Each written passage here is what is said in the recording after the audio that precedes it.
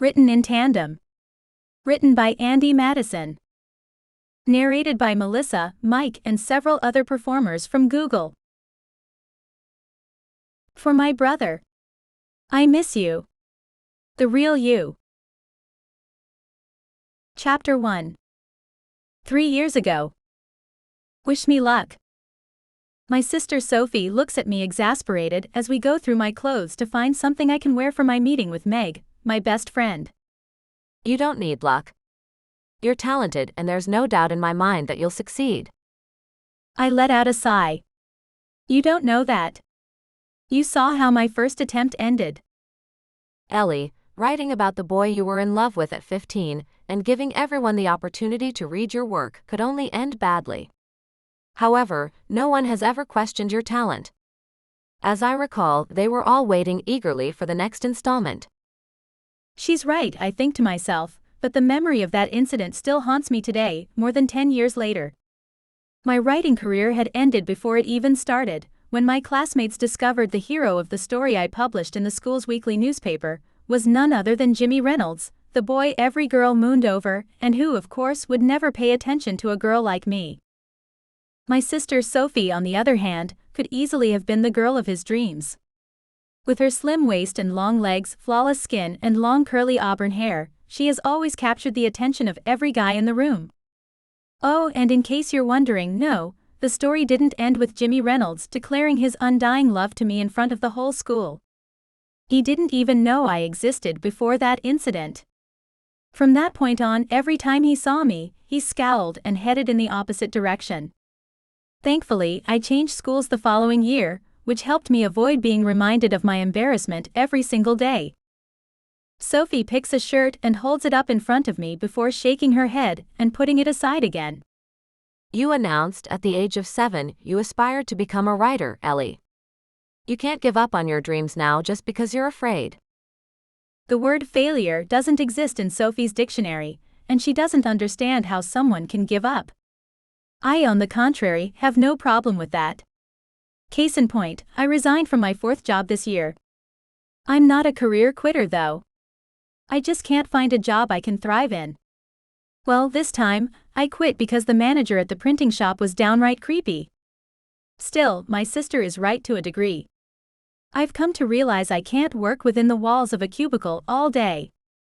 I don't have what it takes to become a rising star in any business field, so my career options are limited. If I am to have a fulfilled life, my sole choice is to persevere. I need to be my own boss and do something I enjoy. What better way than to return to my teenage dream and become an author? Writing again may be for lack of other choices, but it's a choice from the heart all the same. I don't get why you're struggling with your decision, Sophie says as she throws a skirt to me. I haven't worn this skirt for 3 years, and there's a good reason for that. Honestly, I'd be happier with my decision, and not stressed at all, if I wasn't about to visit Meg to get her opinion on the initial chapters of the book I started writing a week ago. I respond, throwing the skirt back to her and choosing a pair of purple pants instead. Meg is my childhood friend who not only became a college professor but has been reading my texts since my first draft. I trust she'll be honest, as she usually is, which also means she can shatter my dream before it even starts. Well, starts again. Oh please. Meg would never do that. She already did, remember? Last week I had a somewhat difficult meeting with Meg, which is why I'm dreading today's debriefing. When I made the decision to start writing again, I didn't have a specific genre in mind. For some time, I was under the illusion all I had to do was simply sit in front of my computer, and the ideas would flow. Suffice to say, the path was a little more winding. I first wrote a children's book, which I shared with a friend's daughter who loved it, and asked me to read it to her again and again. Her mom didn't love it as much though. She didn't like that the heroine was quick to seek out mischief, or that she was answering her teacher in a rather antagonistic manner. According to my friend, my little heroine wasn't a positive example for her child. In my opinion, she was wrong. She seemed to believe that because her daughter loved a little fairy who was always finding her way into mischief, she would develop this trait herself. But what do I know? I don't have children, and I don't adhere to the principle that children should be good at everything from the moment they're born, or aspire to enter Harvard at age 14. In short, as great as it felt to write this first book, it was clear I wouldn't be the next Roald Dahl. I then aimed to plot a thriller, since that genre was prevalent among some of the most famous authors. I studied the genre and found out I even had the choice between several subgenres, so I focused my attention on legal or psychological thrillers. Unfortunately, I failed to conceive a decent plot for either category. Although I liked to read them, I couldn't see myself getting immersed in the legal jargon necessary for my book to be plausible, nor in the mind of a character with dark thoughts. So my dream of seeing my name next to John Grisham's or Gillian Flynn's also came to an end. Eventually, the choice became obvious.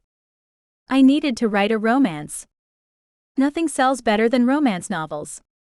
So I started a love story full of pathos and misunderstanding between the protagonists, a universal love story that would touch people's hearts.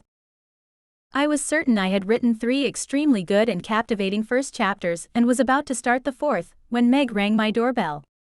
Since Meg is a brilliant person who has likely read more books than anyone, I knew I could count on her undeniable skill to spot a text's weaknesses. I had asked her to read my manuscript and give me her opinion without sparing my feelings. When I noticed the bottle of wine and my favorite chocolates in her hands, I had to ask, was it that terrible? Her clouded look made me feel bad for her. One should never put their friends in a position where they are forced to tell them how bad they are at something. Meg and I have been friends for ages, and she's always believed in me and encouraged me. So if she thought my story was bad, it had to be. I took the bottle from her hands and waved at her to enter. First, let's open this bottle and the chocolates, and then you can tell me everything. Are you sure? Meg, don't worry about me. I can put up with criticism, and I trust your judgment. You've been my sounding board since day one, and you've never had to lie to me, have you? I saw a momentary smile of relief on her face. You're also an experienced editor, and you have more degrees in literature than the fingers on my hand. Tell me what's wrong, I insisted as I poured us a glass of wine each and settled on the couch, braced for the worst. I popped 2 chocolates in my mouth at once, to prepare for the bitter news ahead. Meg took a sip of her wine before answering. A number of things, but I could summarize them in one. You don't like the genre, and it shows. You're a master in describing feelings, but you're clueless about how to create a romance hero. You hate men who are too sure of themselves, a kind that readers go crazy for. So instead of making your hero likable, you've done the opposite. He cheats on the heroine, and that too within the first chapter. Ellie, cheating is a forbidden word in the romance world. The hero never cheats on the heroine, you should know that. I crinkle my nose. Never? May I remind you, half of all marriages end in divorce, and I bet more than half of those divorces are due to infidelity. Yes. And that's why we turn to the escapism of romance. You're not writing women's literature, in which your heroine can begin a self-discovery journey at the end of the book. You're writing romance, and romance has certain well-defined rules. I considered her words, but I wasn't convinced. Isn't it a little excessive to think all readers are asking for the same thing? Meg shrugged. At the risk of disappointing you, no. That's how it is. You don't aim at the 10% who may not be bothered by this kind of thing. You aim for the majority, and the majority can accept plenty of faults in their heroes, but never unfaithfulness. However, your biggest problem lies elsewhere. You can't for the life of you write hot, steamy scenes, but that is precisely what romance readers today expect. Even my grandparents' sex life, if I am to believe my grandma's stories, was more passionate than what you described. I burst out laughing as I pictured her grandmother living a wilder life than my heroines. Does this mean I'll never be a writer? Absolutely not. I won't let you drown in your uncertainties, as you often do. Together we'll find the genre you can be the best in. Before I could respond, she took out her tablet and started typing. I've been studying bestseller lists for the past week, and I've eliminated the genres you can't quite write. Nothing making the top of the charts right now matches your writing style, but knowing you, you won't be too disappointed. You've never shown interest in vampires, sexy millionaires, or erotic romances. You'll have to write about something else, and I've chosen a few genres I know you'll like. Writing in these categories may not make you a millionaire, but that's not what you're going for anyway. I'm all ears. My smile widened at the promise of finding a genre I could be good at. You could write time travel romances. You love Back to the Future and Peggy Sue Got Married. You're right, but those are movies. I've never read a single time travel romance book. Meg's eyes lit up with amusement. In all likelihood, you probably haven't read a romance, period. Otherwise, you would know the tropes. Haha. So, you have 5 minutes to come up with an idea. She challenged. She's serious, I told myself, seeing her start the timer on her phone. I jumped up, briskly tossing the half-empty box of chocolates onto the couch and started pacing, my wineglass still in hand. I tried to slow my thoughts and focus. Okay. 2 childhood friends travel back in time to the 50s and are looking for. What could they be looking for? Is this an adventure or a romance? I can't write a romance, we've already established I'm terrible at it. Meg raised an eyebrow. Yes. But time travel romance doesn't necessarily need arrogant men or steamy scenes. I downed the last of my wine, set the glass on the table, and returned to pacing. Okay, so here goes nothing. The main character travels by train and is transported back in time where she meets the love of her life. And? I don't know. What can they do next and how's it supposed to end? Why is this so difficult? I dropped back onto the couch in frustration. My mind was moving at a frenetic pace, but my thoughts were incoherent. I realized this genre involved a lot more than a simple plot. I'll also need to gather information about the period. I don't want my book to contain anachronisms. I'd hate to use terms unknown back then or to be wrong about what existed. I sighed in frustration. I quit. This is too hard. Meg put a comforting hand on my shoulder. Don't stress. It's not the end of the world. I have other ideas. I nodded, a little peeved nevertheless. Cozy mysteries. Meg continued. Think modern-day Agatha Christie. Light-hearted mysteries without gory details and with an amateur detective as the protagonist, preferably a woman, usually set in a small town and of course with a hint of romance. I clapped my hands at the prospect of something more modern. I've always loved mysteries. Oh yes, I like that. Let's see. A woman who owns a pastry shop stumbles across corpses everywhere. It starts with a customer who dies after tasting one of her cakes, so she has no choice but to investigate. The lead investigating police officer, a handsome and potential romantic interest, is anything but enthusiastic about her meddling in his murder case. Meg's lips arched up. I knew you were going to love the genre. So far, your plot isn't original, though. For starters, there are hundreds of titles where the main character is a woman who owns a pastry shop, and whose customer has been poisoned with one of her desserts. However, that doesn't mean you can't succeed. If you do it right, even if you are the 100th author to write about a pastry chef amateur detective, there'll always be a ton of readers eager to discover a new series, a new author. Yeah, it's still a little disappointing to end up writing the same thing as others, but each author has their own voice, right? Right. It's all about knowing if you can plot a mystery. From what I know, you've never tried, so I have no idea if you're able to craft a plausible and captivating story. I'm not confident I can either, but it's worth a try. Give me your other ideas. I'm beginning to see a glimmer of hope. Meg's eyes ran through her list again before lighting up as she threw herself back on the couch. Adventure books, she said, grinning with her hands splayed in the air. I shot up from the couch again. Oh my God, Meg, that's perfect, at least if you're talking about a book in the style of the movie Romancing the Stone. That's precisely what I'm talking about. You've always loved those kinds of movies, and the same can be said for your love of travel books. Your dad introduced you to the genre, and you have never stopped loving it. Thinking of my dad brought a smile to my face. We've shared the same passion for reading, and talking with him about books became one of my favorite activities from the moment I read my first book. Meg, I'm in love with this idea. I can picture my characters kissing against the backdrop of the pyramids of Egypt, or the Temple of Poseidon at the top of Cape Sunion. I can't wait to start plotting. I must decide on their jobs. What about archaeologists or treasure hunters? Meg laughed at my sudden burst of enthusiasm. Okay, I won't make the suspense last. My excitement faded once it became evident I wasn't very good at getting into the head of a treasure hunter, and my knowledge of Cape Sunion wasn't sufficient to translate the magic of the setting into words, to therefore write a scene that would sound authentic. Luckily, Meg had other tricks up her sleeve. You could write about us, she suggested. Us? About what exactly? Our inability to find love, or our tendency to blunder when we are uncomfortable. Maybe I could write about you and your impressive career path, or about Sophie and her ability to charm anyone, but I wouldn't be a very interesting leading lady.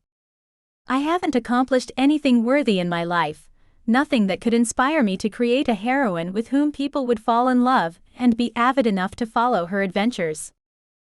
We both moved into the kitchen to prepare ourselves a sandwich. Do you remember the time you went out with Ronnie, your colleague from the hotel you worked at for 6 months? Meg asks. Remember when he invited you to his house for a drink, and you found out he had a pet tarantula that was walking freely around the apartment? You screamed so loud the neighbors called the police. I shuddered at the memory. Apologies to every tarantula aficionado, but the thought of that nasty creature makes my skin crawl every time. Still not funny, Meg. Even after 3 years, I shot back. Meg perched herself on my kitchen's island stool. You may not think it's funny, but I bet others will. You know lots of women like us. Women who are confident they can succeed and have it all. Yet at some point in their life they find themselves alone. Even without a job at times, and their daily lives become crazy in a funny way in their quest to get back on their feet.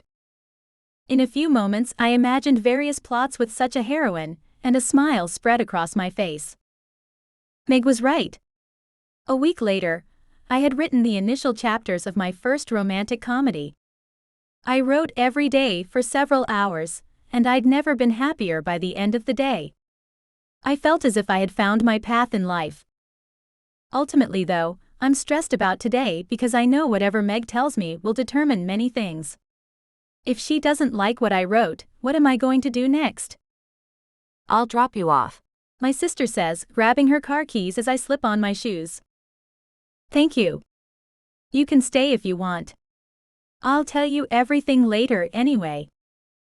I'd love to, but I have a meeting with a handsome man who, according to my sources, has a gift for discovering new talent. Who knows? Perhaps I'll be the next artistic phenomenon. My sister is a successful children's books illustrator, and she's also starting to make a name for herself as a painter, so it's no wonder she's interested in meeting a man who appreciates art.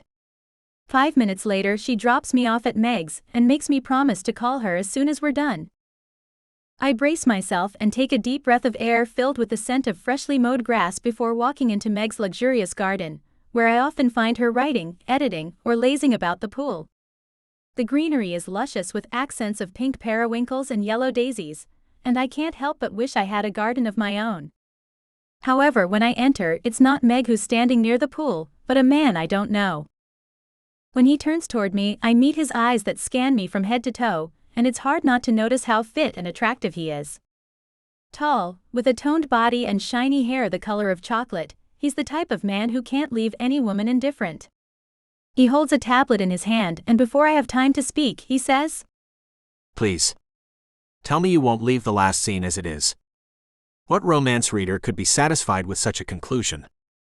You make Kyle look like an idiot." A stranger addressing me in such an unexpected way would normally leave me speechless, but curiously, this isn't what happens this time. "Excuse me? Who are you and what are you doing at Meg's? Did you read my story?" I grab the tablet from his hands and the screen indeed displays my words. I take a deep breath to steady myself. "What gives you the right to read and furthermore criticize my work?" I ask, distinctly pronouncing each word, my eyes shooting daggers at him. 3 seconds were enough to change my first impression of him. I no longer find him handsome, and my only desire now is to drown him in the pool. Already feeling vulnerable and fighting my own insecurities, hearing a stranger attack my writing abilities doesn't reassure me. However, his smug smile never wavers. You're Ellie, aren't you? Meg has pictures of you everywhere. He takes a step back, raising his hands in the air. Please don't be upset. You should rather be thanking me. You're good, but honestly, this last scene is deadly boring. I put my hands on my waist and take a threatening step toward him. Alex. Ellie. I see you've met. Meg steps out of the house just in time to save this Alex guy from an unexpected dip in the pool. Not really, I mutter, and Meg gives me a puzzled look. He chuckles. Unbelievable. Not even a hint of embarrassment. She didn't like my opinion about her work. He says. Yet I said she has talent. It suddenly dawns on me. Alex Green, the best-selling author for whom Meg works as an editor. Lost in my anger, I didn't recognize him, yet his photo often adorns the back cover of his books and Meg has them all.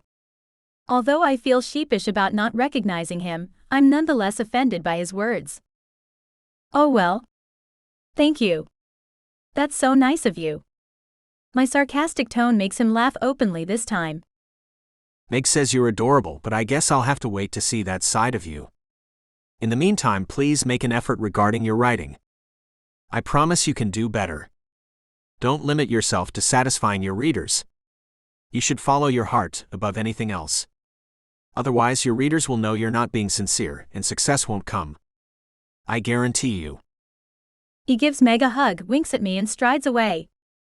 Did I dream everything that just happened?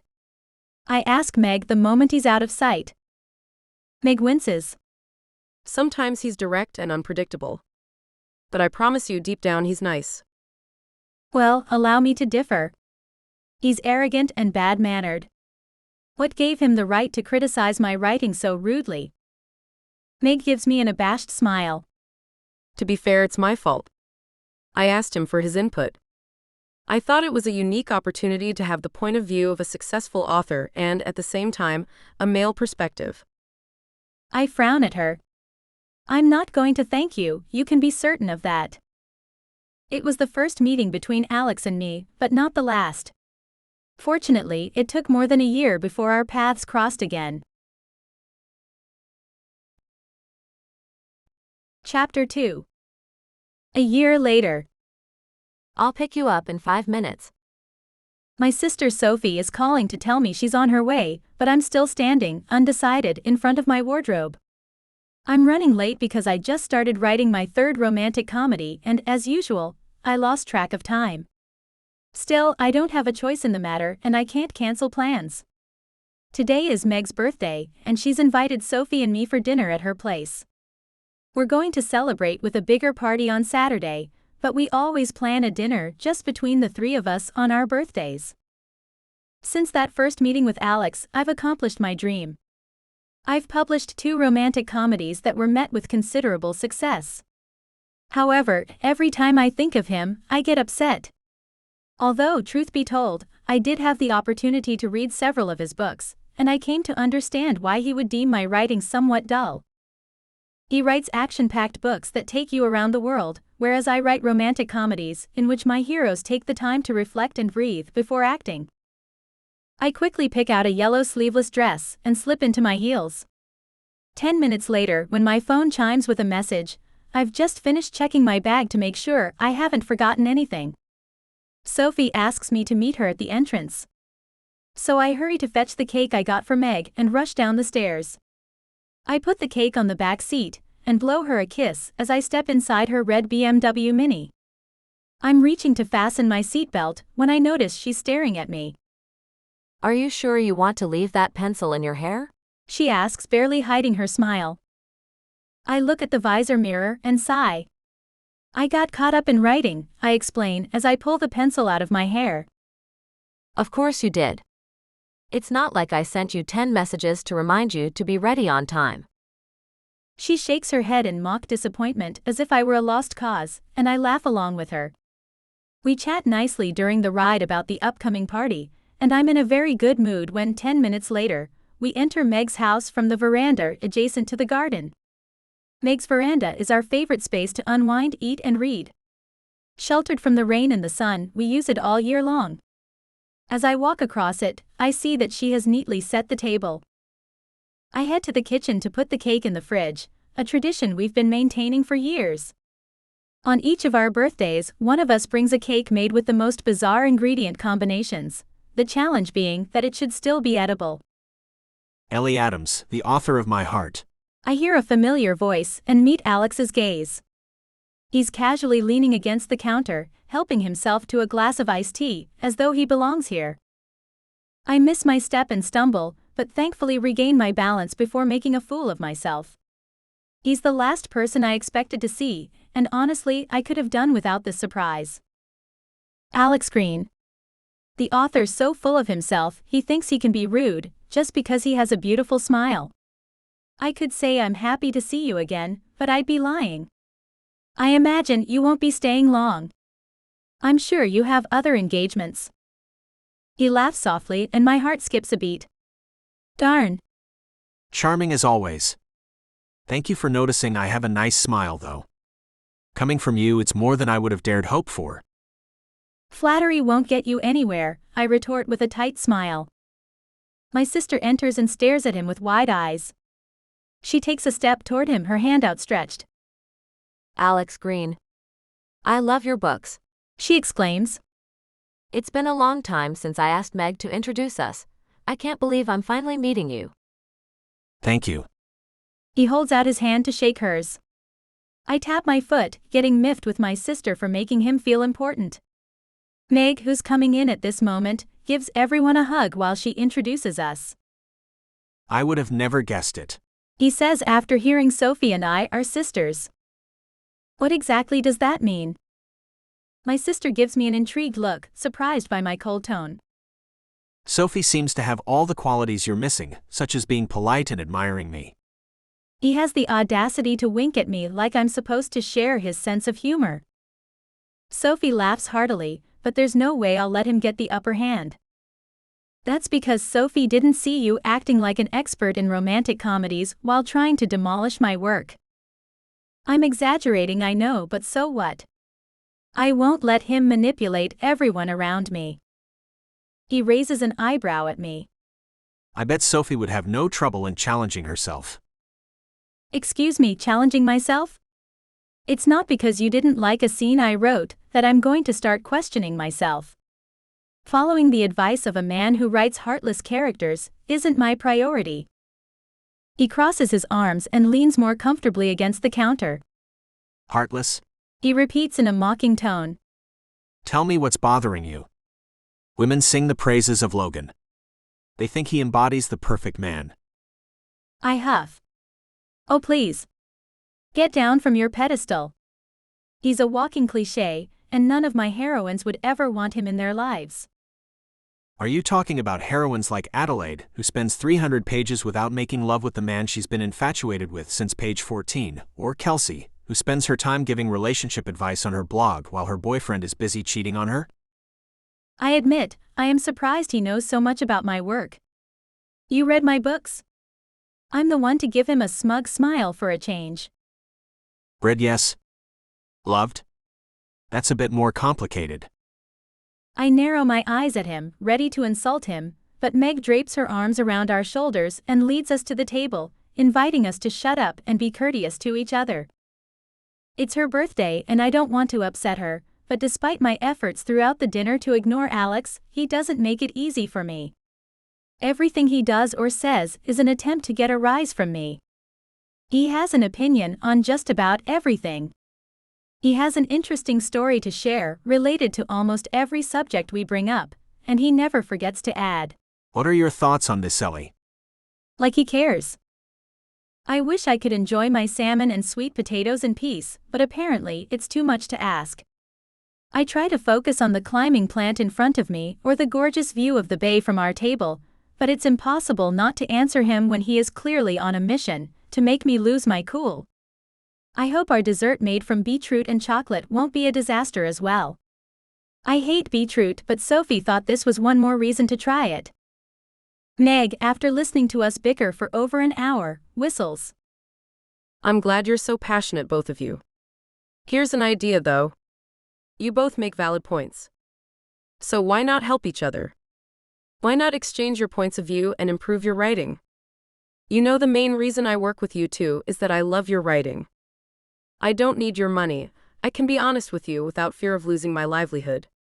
So, to put it bluntly, it would be beneficial for both of you to listen to another author's point of view, who in addition doesn't handle you with kid gloves. Sophie nods. I agree. Your books are wonderful, Elle, but it wouldn't hurt to make your main female characters more daring. I resort to sulking. If she has something negative to say about my books, the least she could do is extend the same courtesy to Alex. Noticing the absence of a smile on Alex's face for the first time this evening, I get the impression he isn't happy with Meg's suggestion either. Yet, our competitive nature and the desire to know what fault we could possibly find in each other's work make it tough to resist the challenge. Chapter 3. Present Day. 2 years and 3 books later for me and 4 for him, Alex and I are still critiquing each other's work, and we have improved our overall writing styles if we are to believe the critics and especially Meg. I won't hide I'm always on the lookout for any weak points in his story because, let's admit it, I've never forgiven him for our first meeting, but also because he too takes pleasure in doing the same. Our initial animosity grew into real and constructive exchanges and, for the most part, we keep the cutting remarks at a professional level. However, I've only met him once in person since Meg's birthday. Due to his frequent travels, he never stays in town for long, and so much the better. I'm sure the only reason we're able to collaborate is that we never see each other. As I head for Meg's house, I relive our previous encounters, unaware that today will be our 4th meeting because Meg has set us up. The reason? She's worried because neither of us is anywhere near meeting our deadlines. When I arrive and see Meg and Alex sitting beside each other on the terrace, reading from the same tablet and laughing together, I miss my step and almost hit the ground. They both look up and smile at me. Ellie, you're just on time. Meg waves at me. Ellie, what a lovely surprise. Alex says. Of course, I know using the word lovely is his attempt at annoying me from the get-go. He noticed I use the word quite often in my books and pointed it out several times, so I smile sweetly. What a lovely surprise indeed, I say. He bursts out laughing, knowing full well I'm making fun of Logan's manner of speaking. Believe it or not, I'm glad to see you. When Meg told me she had a surprise for me, I didn't expect it to be you. Ellie wasn't the surprise. Meg objects.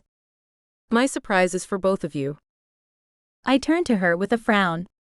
I don't like surprises, and I'm even more apprehensive about any surprises that include Alex. Meg stands up. I'll fetch you a drink, Elle, and we'll talk right after. I take a seat, maintaining clear distance from Alex, and count the seconds until Meg returns. I go a step further by making a show of checking my phone to avoid talking to Alex. He doesn't help my case though, studying me like I'm a bug under his microscope. Only 2 minutes later, I can't take it anymore, so I finally meet his stare. Are you done? Am I making you nervous? No worry. Interesting choice of words. What is it that makes you wary of me? I'm on the brink of making a cutting remark, but Meg returns with my drink, and I'm forced to behave. The last thing I want is another lecture from Meg about my attitude toward Alex. So, Meg says, handing me a glass of Sprite. I need to leave in a few minutes, therefore I'll be brief and to the point. I called both of you here because I have an idea that will help you stimulate your creativity and get you back on track. I shift uncomfortably in my seat. Meg ignores my glower. You can't pretend with me. I'm your editor. I know you're both going through a rough time. Ellie. You wrote 20,000 words last week but merely kept 1,000. Alex, you haven't written anything for 2 weeks and you're both supposed to publish in 2 months. While it's true, you shouldn't worry about me, I'm confident I'm going to meet my deadline, I say with a careless wave of my hand. I don't want to give Alex the satisfaction of seeing me in trouble. If I am to be honest with myself, Meg is right to be worried. Lately, I've lost some of my enthusiasm. I love writing romantic comedies, but I have a sneaking suspicion I will soon start repeating myself, which is the last thing I want. Maybe I'm putting a ton of unjustified pressure on myself, but I don't feel the same joy anymore. Hence, it's not surprising I'm erasing almost every word I'm writing within the first editing stage, something that has never happened to me before. Meg ignores my protest and continues. Ellie, I know what you need. To continue writing romantic comedies, but within an adventure setting. This way, you can combine your two favorite genres and restore your creative energy. I wince while she turns toward Alex with the same determined expression. As for you, Alex, you need a fearless hero, but one with a little less of a solitary lifestyle and a little more of a romantic outlook. In a nutshell, you two need each other. I tap my fingers nervously against my glass. We already have a system in place. We help each other without having to meet in person, which suits me perfectly. I wouldn't say no to spending time with you. It could be interesting. Alex counters, a teasing smile surfacing on his lips. I know he's saying that to annoy me.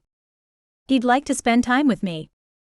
Sure, and I'd fancy walking for 5 hours under the sun while climbing to the top of a mountain. Don't think for a second I will fall for the games you have Logan play with his women, I snap. I have no patience for that kind of idiocy. He responds with a superior smile. Correct me if I'm wrong, but as you so eloquently informed me, Logan would never go out with one of your heroines. Since your heroines share quite a few of your personality traits, it would be a miscalculation on my part to use Logan's techniques on you, don't you think? But let's talk about your lack of inspiration. I know the reason for your difficulties. Please enlighten me. Since you base your heroines on yourself, it's obvious that if you can't write anymore, it's because you find your life boring, which between you and me doesn't surprise me in the least. An urge to kick him underneath the table overwhelms me, but I'm proud to say I managed to restrain myself, albeit with huge effort. Is that so? Then let me tell you why you are in an impasse. It's because your life is just as empty as your beloved hero's life. His shoulders shake with laughter while he raises his glass to me. Nice repartee. Meg cuts in and exclaims. You see? There are already sparks between you. You two should definitely write a romantic adventure together. I guffaw. So, your advice is to write in the same genre? Yes, I'm sure that would be a success. All we need is another reason to add fuel to the fire. For once, Ellie is right. I stare at him icily. For once? On second thought, I'd be more than happy to beat you on a sales level. Meg intervenes. There's no need to compete. You'll write this new series together. Caught off guard, I choke on my drink while Alex seems at a loss for words. You want me to write with Alex? I sputter. Sorry, but I have to ask you, Meg, are you feeling all right? Don't be a smarty pants. The same goes for you. She says, turning to Alex. You're both doing pretty well in your respective genres, and you make good livings, but it's been weeks since either of you has written a decent line. My idea is great whether you admit it or not, and if you're smart, you will agree to it before leaving this house. I can't decide if I should be mad at Meg for making such a crazy suggestion, or impressed by her creativity.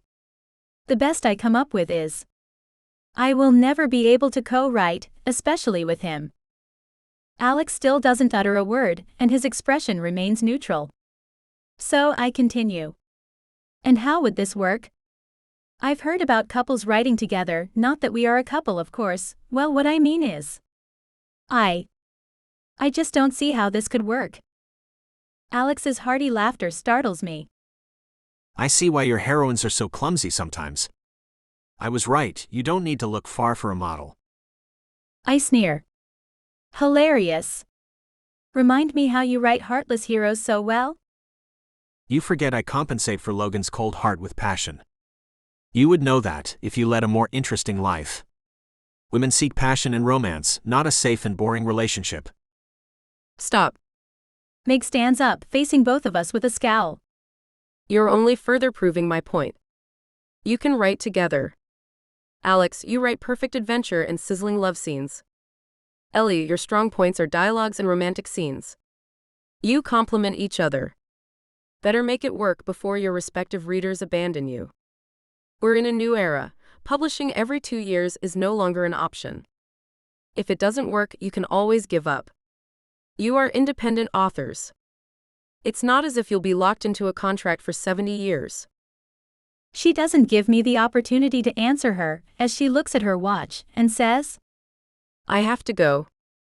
I have a date with a man who I hope is as intelligent, handsome, and funny as your heroes. As it happens, your heroes have a lot more traits in common than what you'd like to admit. Try not to set the house on fire while I'm gone. She hugs each of us and heads to her car. We remain quiet for a few moments before I break the silence.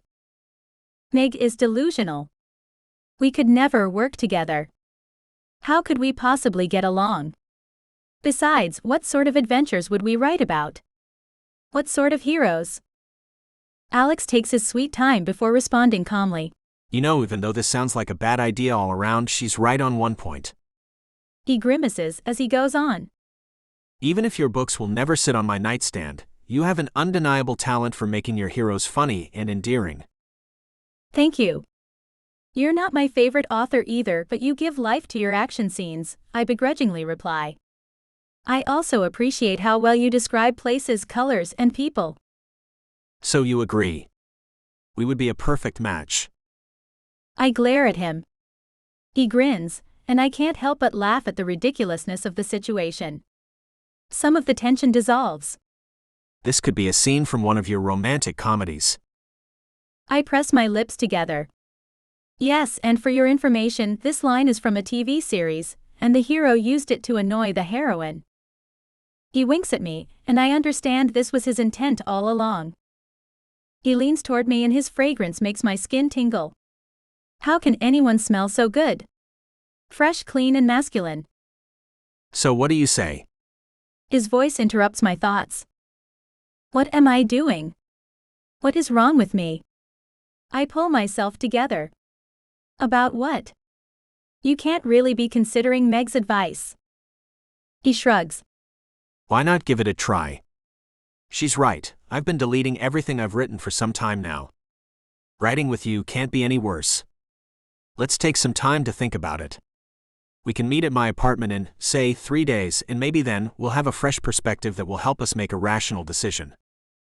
I'm not keen on agreeing with him, but taking a few days to mull over it might indeed give me a different perspective. The idea intrigues me enough to accept. Fine. 3 days. Thank you. He leans in and kisses me on the cheek before grabbing his keys and waving goodbye. You'll most definitely regret this, I think, touching my cheek as a smile spreads across my face. Chapter 4. The days pass quickly. Before I know it, it's Saturday night and here I am, standing in front of his building, still debating whether it was wise of me to come down here, let alone agree to discuss the matter further. Time has done nothing to convince me this is a good plan. I feel like this is just an open door to trouble. Alex's apartment is on the 14th floor of a modern-looking tower, built 2 years ago. Lifting my head toward the sleek structure, I make a face. Everything is silver and polished, and pictures of nonsensical modern art hang along the hallways. I prefer places with a soul, a history. I'm not surprised he chose to live here, I catch myself muttering as I head to the all-glass elevator. I bet he even hired an interior designer to decorate his apartment. 2 minutes later, I step out from the elevator into a warmly lit corridor. I make my way down to the minimalistic dark wooden door of Alex's apartment. I'm about to knock when he opens the door. He greets me with a smile. I want to reassure you that I'll be a gentleman tonight, I promise. I know your heroines feel uncomfortable when they are close to a handsome man they like. I pull a face. If you plan on spending the evening taunting me, I might as well turn around. He holds up his hands and moves to the side to let me in. I'll be the perfect host. I want us to have a nice evening and discuss Meg's proposition with a clear head. His apartment is as I expected it, handsome but without a soul. Modern furniture in a fairly monochromatic color scheme takes up most of the space. I'm on the verge of making a comment when the delicious aroma of Italian cuisine wafts from the kitchen. "Have you been cooking?" I ask, my hand flying to my chest. He nods. Tortellini stuffed with chicken in a tomato basil sauce. Interesting choice. I bet you asked Meg what my favorite food was. Alex does a poor job of hiding a smile as he leads me onto a balcony that is bigger than my bedroom. The view of the bay is breathtaking as it glistens below the full moon in the clear black sky. Alex speaks in a soft voice as he pulls out a chair for me. If my intention was to impress you or, God forbid, seduce you, believe me, I would have found a better way of achieving it than with food. I have more than one idea to make our evening interesting. Is he flirting with me? Why is he flirting with me out of the blue? Usually he has one goal: to annoy me. I keep my mouth shut and accept the glass of wine he offers me as he shows me around the apartment. It contains 3 bedrooms, 2 bathrooms, a big kitchen, a large living room, and a terrace wrapping around the entire level. There's nothing to dislike, even when you are disposed to finding fault with it. When he tells me he decorated it himself, I feel guilty for my previous thoughts, not enough to share them with him and apologize though. I don't change my mind when he shows me his bedroom and says, "How do you find it? Would your heroines like it? I swear I don't use it the same way Logan does." "I bet you don't," I mutter, and he shakes his head, a slow smile lifting his lips. So little faith. We return to the balcony, and it's not long before he brings out 2 wide-rimmed bowls of steaming hot pasta. I'm not happy to admit it, but his tortellini is the best I've ever tasted, and before long we're laughing over small talk. By the time our plates are clean, I'm in a good mood. Alex is the first to address the subject that brings us together tonight. I pondered over Meg's proposition, and she may be onto something. We should give it a shot. I'm not surprised by his decision. Somehow, I was expecting it. He loves a challenge more than the average person, and that he didn't refute the idea right away was already telling. I've also pondered over it, I counter, but I don't see how it could work. What are we going to write about? We'll make that decision together. We can share our views and we can take it from there. And who gets the last word? He stretches his hand to touch my fingertips. Both of us. If, for example, one of us doesn't agree on a scene, we can cut it, modify it, and as a last resort, we can always seek Meg's opinion. After all, she's great at her job. I tap my pointer finger on my wine glass as my eyes veer to the beach a few feet away. I consider his suggestion. I'll be honest. Writing romantic adventures has always been a dream. I wonder if you and I can do it together, though. He tilts his head sideways and flinches. Why not? Why not? You know exactly why. For starters, you don't particularly like me or my books. Add the fact I deem you arrogant and rude, and there is your answer. With so much animosity between us, I highly doubt our ability to find any common ground, no matter the subject. He takes a sip from his own glass before meeting my gaze. If you ask me, I have a different take on the reasons you refuse to work with me. You feel threatened by me. I throw my hands up. Threatened? What an absurd theory. Why would I feel threatened by you? He sinks back down in his chair. Because you're attracted to me. He deadpans. Therefore, you're afraid if we work together, you won't be able to resist me for long. You're afraid of not being in control of your life, hence you prefer not to take the risk at all. I empty my glass in one gulp and shoot him a dark look. His arrogance astounds me. Is this what he's been imagining all this time? How could he have ever come to that conclusion? Are you kidding me? I struggle to keep my voice down. I'm not attracted to you. I've never thought of you as boyfriend material. He leans in toward me and I notice how small this table is. His lips hover over mine and when his breath caresses my skin, my body awakens. I may have never thought of him romantically, but suddenly the word danger flashes before my eyes. I doubt I'll do anything to stop him if he tries to kiss me. I don't believe a word you just said. He whispers. Fortunately for me and my racing heart, he's just toying with me. When he leans back, I realize I'm still leaning in.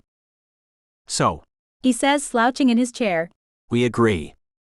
I guess there's no reason we can't work together. For the sake of our careers, let's say you don't want my body, and I can resist your charm. Once I process what he's saying, my stomach flips. I hate that he's trapped me.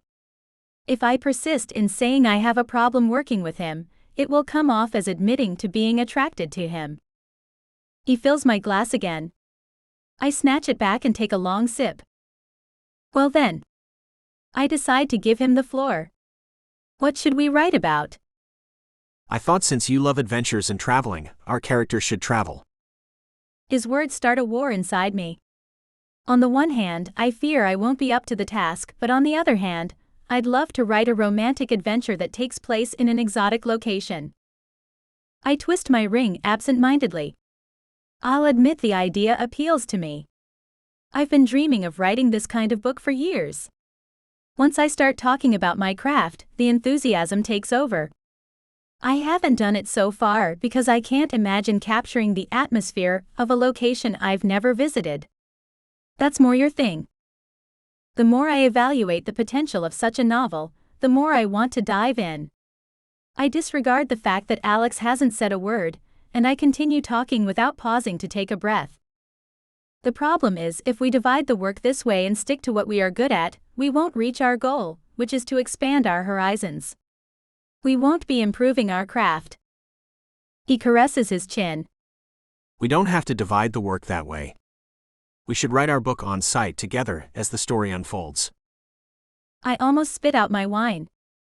Am I drunk, or did you just say we're going to write the book on site? As in, at the places we're writing about. He glances my way with a slight grin, making my toes curl.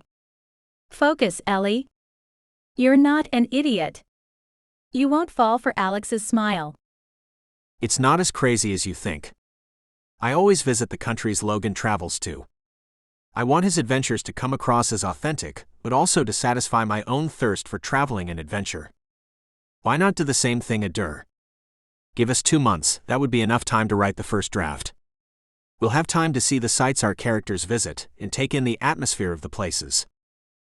Alex has a life in his eyes that compels me to pack my bags and start this journey immediately. It's incredibly tempting, I can't help saying. Still, the seed of doubt remains. But how are we going to choose our destination? And could you stop smiling?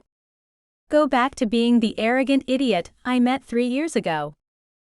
We won't have to, our heroes will do it for us. He answers, unaware of my internal battle to keep my hands to myself instead of reaching out and touching his handsome face. They're the ones traveling, remember?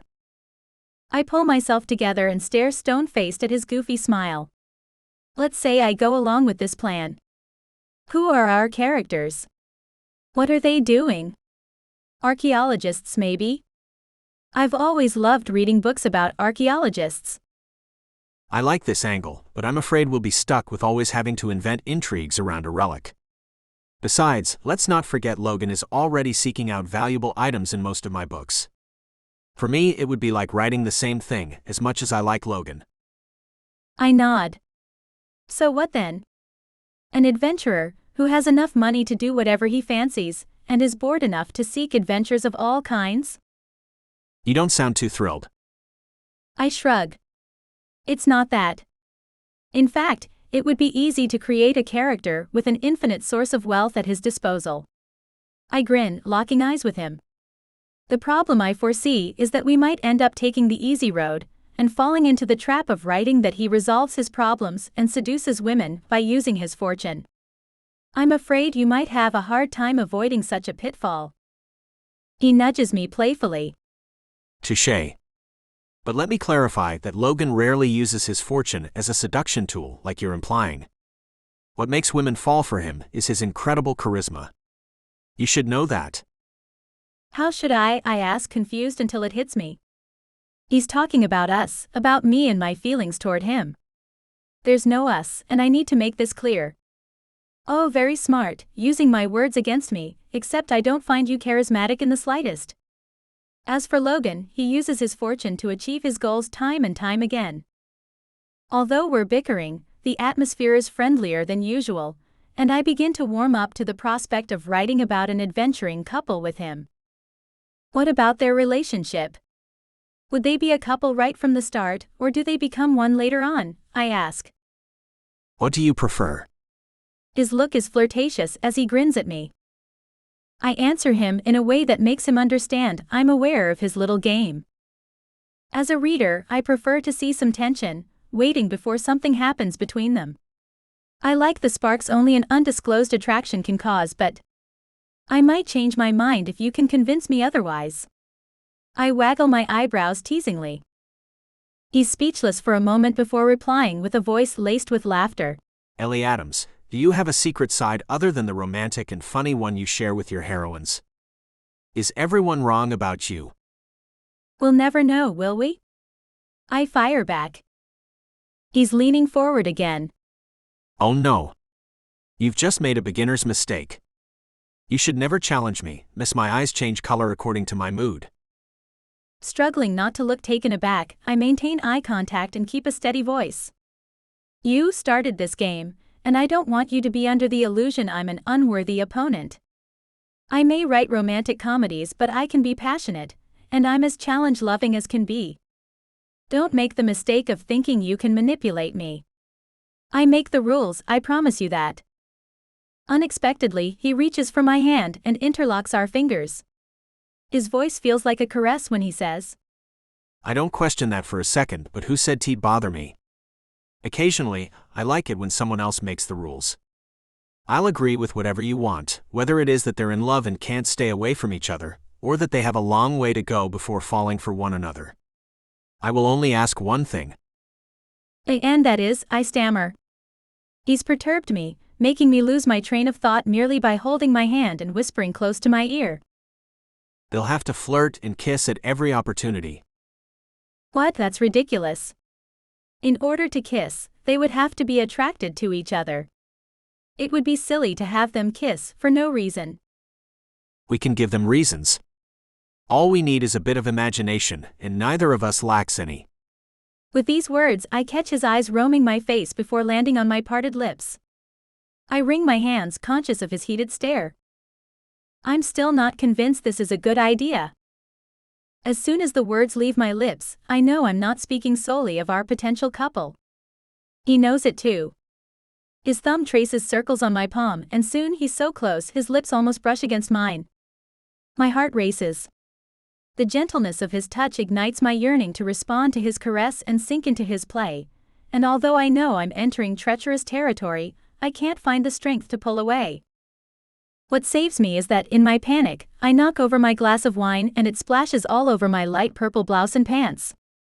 I jolt up as he saves the glass before it can roll off the table and break. Do you think we can include this scene in one of our stories? He asks, looking at me with a falsely serious expression. I scowl when the absurdity of what we've almost done hits me, and I blame myself for behaving so irresponsibly. You know, if we're going to work together, you need to stop playing these games with me. Correct me if I'm wrong, but from what I understood, you were far from indifferent to my games. A moment ago, I was willing to talk with him calmly and professionally, but his audacity to say I wanted him to kiss me leaves me speechless. It also makes me want to tear him to pieces and storm out. Whether he's right or wrong, it's indecent to point that out so bluntly. I laugh derisively. Well, you're wrong. Don't delude yourself into believing you can seduce me. Your power of seduction over me is non-existent. Then we have our answer. Sorry? I blink several times, waiting for him to explain what he meant. The answer about our couple. You're good at playing indifference, so I suggest our characters take their time to get together. I trust you to write such scenes. It would be harder for me. I'd be tempted to bring them closer at every chance. He says in a low voice with a grin. I look at him for a moment, without saying a word before whispering. You are impossible, you know that. I can be, but my other qualities make people forget my faults. Here's how I see our collaboration. We both have different abilities, so I'm counting on you to complete me, and yes, that's the right word. Are you planning to continue playing this game much longer? As long as it amuses me. He smiles teasingly as he stretches his leg and touches mine. You know what? I can't wait to spend time with you. You are what I need in my life right now. It's only been 3 hours since we've been together, and I already want to write about Logan and a beautiful chocolate-haired woman with sea-green eyes who will make his life hell for a while. Oh, I'm so flattered you picture me as your heroine, and in such glowing terms no less. I flutter my lashes at him, making him laugh. I'm hesitant though. I suspect you won't like the ending I have in mind. Are you talking about your oh-so-original idea of finishing each of your books with Logan in bed with his latest conquest? Don't worry, I will survive. Even I can resist a seducer whom I met in someone's imaginary world. This time, a challenging gleam appears in his eyes. So confident in your ability to resist temptation. Don't forget you're supposed to help me improve my texts. Are you sure you can do that, knowing I was thinking about you when I wrote about how Logan captured her lips and started to draw? Can you just stop? I forcibly ask as I jump up and start pacing. He laughs lightly as he holds out his hand. I spontaneously put mine in his, and he pulls me toward him and onto his lap. You see, I was right. I can make you give up your facade, he says. His splayed hand on my waist is light against my skin, yet it sends waves of heat through my body. I know I should move away or at least protest. Regardless, I do nothing. We can do it, he says earnestly this time. We haven't even agreed on their occupation. How are we supposed to decide about all the other details that make a book successful? My voice is steady, despite the confusion that reigns in my mind. We will invent them as we go. My face scrunches up. I'm not sure that's the best way to proceed. That's exactly how we should proceed. Let them surprise us. I've told you 1,000 times, I'll never understand how you can write with a plan. Working without a plan is liberating and fun. Take a risk and trust me on this for once. He gently caresses my lower back, making my heart race. A longing to curl up in his arms overwhelms me, and for the first time in an eternity, I feel vulnerable in the presence of a man. Journalists, I cry suddenly to distract myself. I know, it's been done many times, but it would allow us to write about any subject we want. It's always interesting to be a journalist. We can constantly put them in unprecedented situations. I can see the potential. What I had in mind was making one of them a high-level thief with the other one being in their pursuit. Oh. I can see why you'd like that, but I'm not really sold on the idea. He momentarily stops his hypnotic caress. I hope you understand they must have some shortcomings. What? Yes, of course. My issue isn't that one of them is a thief. I simply don't think I can write such characters well. Additionally, we'll always be working on the same theme. If they're journalists, they can pursue the trail of a high-level thief, as well as a billionaire on vacation in the Mediterranean, who makes his wife's body disappear to be with his young mistress. He chuckles. I see what you're getting at. So, you want the first story to take place in the Mediterranean. That, I admit, is quite tempting. Really? Can we use this setting for our story? A secretive smile spreads across my lips as I picture myself writing from the balcony of a hotel in Cannes, overlooking a stunning view of the Mediterranean Sea. Now I can't wait to start our adventure. Needless to say, I refuse to even entertain the idea that it's because of Alex's continual, nearly maddening caresses on my back that, all of a sudden, everything seems so appealing to me. I wonder if he's conscious of his gesture. It's undoubtedly the 2 glasses of wine that are making me lower my guard, I think. I console myself the best I can because if it turns out I'm attracted to him, I know I'll be asking for trouble. I steer the conversation back to the topic of our collaboration, ignoring his steady warm breath against my neck, sending thrills throughout my body. Who will be responsible for managing our finances? We will have travel and food expenses, hotels. We can open a joint expense account, or we can each manage our own budget. It's up to you. I give it a thought, but I can't say I have a preference. I can't decide. What about you? I finally say. Well, I believe both options can work. Perhaps it would be easier if we open a single account for important expenses like hotels, tickets, etc. That way either of us can handle it independently. If we have to spend a large amount of money, we should talk beforehand, but that's all. When it comes to small daily expenses, we can manage our own budgets. I traced circles on the table, pondering his words. I agree. I plan to spend the money I earned from my last book to finance our book. We can't expect to earn anything from this book for at least 5 months, and we aren't even sure we can finish it. And because we have no clue if it will work or not, I want to make sure you are aware of the inherent uncertainties of such a project, that you fully accept the risks. The sudden solemn tone of his voice tells me he's truly worried about this. He wants me to go into this adventure with my eyes open. When I meet his earnest gaze, I have confirmation he's sincere. I haven't taken a vacation in the last 3 years, for fear of missing a day of writing. I don't have luxury tastes, so I can afford to live a year without income. And it's not like my other books won't sell at all during this time. There will always be monthly deposits in my account. So yes, I can and I want to do it, I answer in a determined voice. A sigh of relief escapes his lips. You're right. Both of us haven't written a line for weeks, but we have a backlist that still sells, even if it doesn't sell as well as new releases. So it's settled then. Are we about to start on our new adventure? He tilts my head toward him slightly and tucks a lock of hair behind my ear. Yes, for the next 2 months, you and I will live an adventure together. Why is it every time he speaks, all I can think of is how his voice feels like silk against my skin?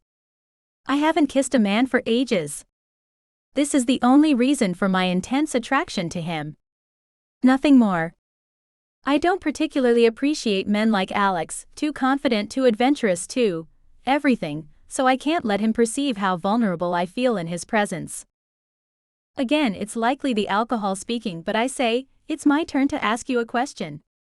I know I look like an easygoing person, and you think I'm a live version of my heroines, but I'm more complex at heart. Are you certain you're ready to have me as a writing partner? A flicker of amusement crosses his face. It's endearing that you assume you give off an easygoing impression. But to answer your question, yes, I want to live this experience with you, especially if you're open to letting life surprise us. I bite my lip. A part of me still worries I can't leave my life behind and go on an adventure. Especially with someone like you, who seems to have found a way of making me lose my cool all the time. His playful expression softens. You shouldn't worry. I promise you'll overcome your doubts. I also promise you have the same power on me. You make me lose my cool too. The only difference is I like losing my cool because of you. I'm not afraid of the power you have over me. He cradles my face as we stare at each other, and this time, there's no doubt his intention is to kiss me. My heart skips beats, but instead of letting him get closer, I plead in a voice I barely recognize. Don't do that. Why not?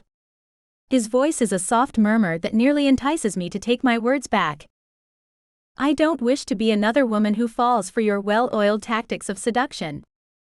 I want to keep a clear head and be able to contradict you and knock you off your pedestal if I have to. If you kiss me now, I can't tell what will happen next, if I will be able to resist you. I lower my head, so I won't have to look him in the eye after my admission, and he buries his face in my hair. I don't know what to say. He utters after a while. Not for 1 second did I imagine such a reaction from you. I figured you'd hit me on the head or you'd let yourself be carried away by our kiss, but not this disarming frankness. Please refrain from asking me not to kiss you again, you make it even more complicated for me. His voice sounds so sincere, I now desperately want to take my words back. He's right though. I'm afraid of the feelings he awakens in me. I can't take any risk. You have my word. Even better, I won't let you get this close to me from now on. I'll keep my distance, and if you do the same, there won't be any complications between us. We're adults after all.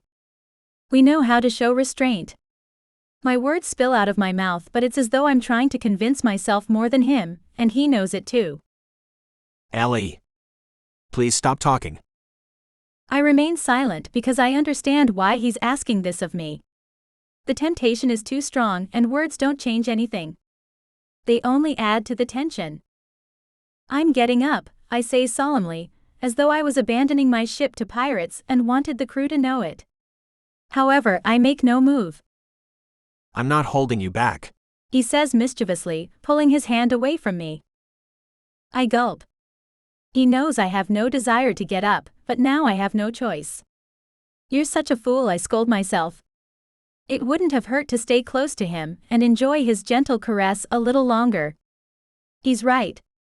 I behave worse than my characters. A few minutes later, after I've somehow found the strength to do the sensible thing and said I needed to go, he accompanies me downstairs to my car. Just before I leave, he leans on the hood of my car and looks me in the eyes. If you ever change your mind and decide you can't resist my charm, despite your efforts, don't hesitate to let me know. I won't hold it against you. Any sense of attraction I felt toward him dissolves. Luckily for me, you're incapable of playing the role of a decent guy for long, I say, slamming the car door shut and taking off at full pelt. What an idiot. Chapter 5. Since that rather strange evening, our relationship has returned to its usual rhythm. We spend more time bickering than being in seduction mode.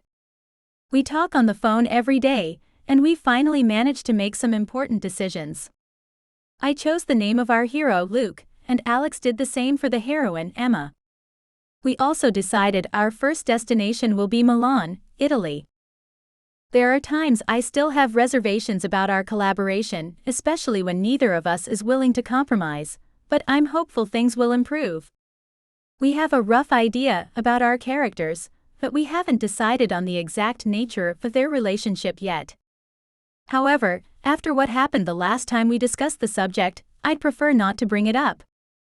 So a month after our meeting at his apartment, we're both on a plane to Italy amidst the light blue skies and the cotton candy clouds. Italy was my choice, and he agreed without the slightest objection. I've always dreamed of visiting the country, and in late spring, it must be beautiful. After a hectic 2 hours of running around and risking missing my flight, I'm now finally relaxing on the plane beside Alex. You should have accepted my offer to pick you up, he says as he adjusts my seat to make it more comfortable. Hindsight is 20/20, I mumble. He smiles knowingly and doesn't pursue the topic. My eyes wander around, taking in everything, from the size of the plane to the color of our first-class seats. I wasn't happy when Alex told me he booked us 2 first-class tickets, and I told him so. I had no grounds to complain though, when he said it was a gift to celebrate the start of our collaboration. I turned toward him. Thanks again for the tickets. Don't mention it. I told you you're not off the hook. You'll have to buy me a gelato every day. Deal. I'm buzzing with energy, eager to start writing. Alex has his eyes closed, but that doesn't prevent me from asking, have you thought of a reason for Luke and Emma to travel to Milan? How could their adventure begin? I've gotten into the habit of talking about our couple as if they existed, which makes him smile every time. I don't have the answer to that yet, but I know what we are going to do. We're going to eat gelato right after we unpack. He replies, his eyes still closed. You have to start paying your debt as soon as possible after all. I hope you know we're not on vacation, I chide in a teacher-like tone. He opens his eyes and takes my hand into his, slowly caressing my palm. You're always so tense. You have to live the dolce vita a little to relax. I'm not tense. I'm merely saying we have a goal, and we shouldn't get distracted. I stare pointedly at our hands. Sorry, he says, releasing my hand but looking anything but apologetic. I promise you it won't be the case, but if you don't at the very least visit an Italian gelateria, I don't see how you could convincingly create an interesting scene for the two of them, and if you don't do that, what's the point of sending them to Italy? So, according to you, the only reason to visit Italy is to eat ice cream? Not to see the famous monuments or explore any famous places. Not ice cream, gelato. And of course, all of that is on the agenda, however, it's the small details that usually make all the difference.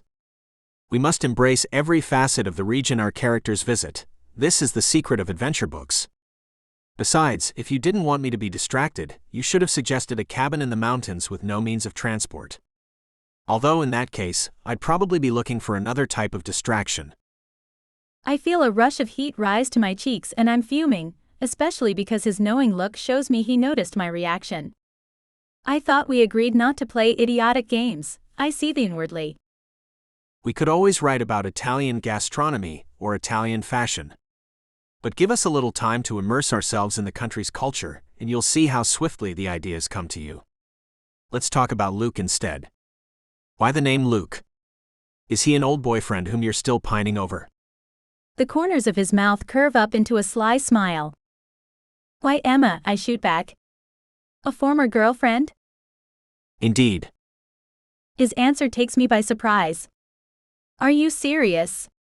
Every time I write about her, I have to think about how you were inspired by a woman you slept with? Does the thought bother you? His satisfied grin tells me he'd like nothing better than to make me admit that it does bother me, and I consider denying it. It's only for a fleeting second, though. There's no way I will lie to him about that. Emma must go. Actually, it does. Interesting. Not because I care about your love life. Don't delude yourself. It just feels wrong to write about someone who exists. He simpers, taking his time before answering. Don't stress over it. Emma is my grandmother, a woman who has always been full of life and ready to set off on an adventure. She met my grandfather while touring Greece alone in the early 60s. She set out to see Delphi, but she couldn't afford it, so she picked up odd jobs on her way there to cover her expenses, and she eventually got to Delphi after 30 days on the road. He stops, but I gesture at him to continue with his story. So now you're interested in Emma? I give him an eye roll. Please grow up. What happened next? My grandfather had just arrived on the site with his group of friends, all recent college graduates without any financial worries. She quarreled with him about an inscription, telling him that if after having received such a prestigious degree he couldn't even read an inscription in ancient Greek, he was either a mediocre student or his school was low grade. She informed him that she was going to write an article about the incident and the importance of a good education and submit it for publication in her town's newspaper. She won my grandfather over with her wittiness and charisma, and they've never been apart since. My grandfather became a history professor, and she wrote articles about their travels. At the end of every academic year, a new adventure would begin for the whole family. I listened to him, fascinated by the possibility of living such a fulfilling life. Is she still alive? She's 85 years old and still full of life. She married my grandfather when she was 30. She wished to live in sin before settling down, as she often says. She had my mother and uncle right after. She hoped to instill in them the love of traveling, but neither followed in her footsteps. I'm the one who inherited her love of adventure. He concludes with a wink. So that's Emma's story. Do you feel better now? Can you write about her without getting jealous? I frown at him, and he bursts out laughing. He takes the tablet I've been using to update my website from my hands, and goes through the text I'm typing on the tiny keyboard. Let me help you. Let me write your biography. You'll have a first-hand glimpse of my talent. He starts typing while reading aloud in an exaggerated tone. I've been writing romantic comedies for years. I'm happy being an author, and I've met with success, but one rainy day, I had to admit that even though my premises were original and fun to write, it gradually became more and more difficult to avoid repeating myself. I needed a new concept, a breath of fresh air. It was then that Alex Green, the handsome author of the most-read adventure series in the last decade, came to my rescue. He agreed to put his immense talent at my service, and we're currently planning to write our first book together, a romantic adventure. I grab my tablet from his hands. You came to my rescue? I'm doing you a favor as well. Don't forget you put Logan into a tight corner, and now you have very little room to act. To resurrect the series, you need a miracle. Our book may be your only lifeline. I pin him with a smug smile. I love to see you try to gain the upper hand. He gives me a cheeky smile and my pulse races. No wonder the flight attendant has come by 4 times to ask if we needed anything. The rest of the trip is rather uneventful since I fall asleep and wake up just before we land in Milan, a few hours later. Welcome to Italy, sleepyhead.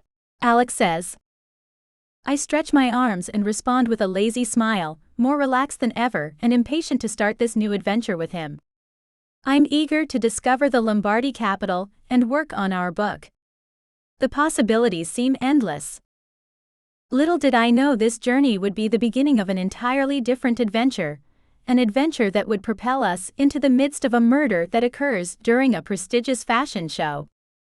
Traveling from Milan to Venice through Lake Como, in an attempt to solve the murder, we'll come to experience quite an eventful first collaboration.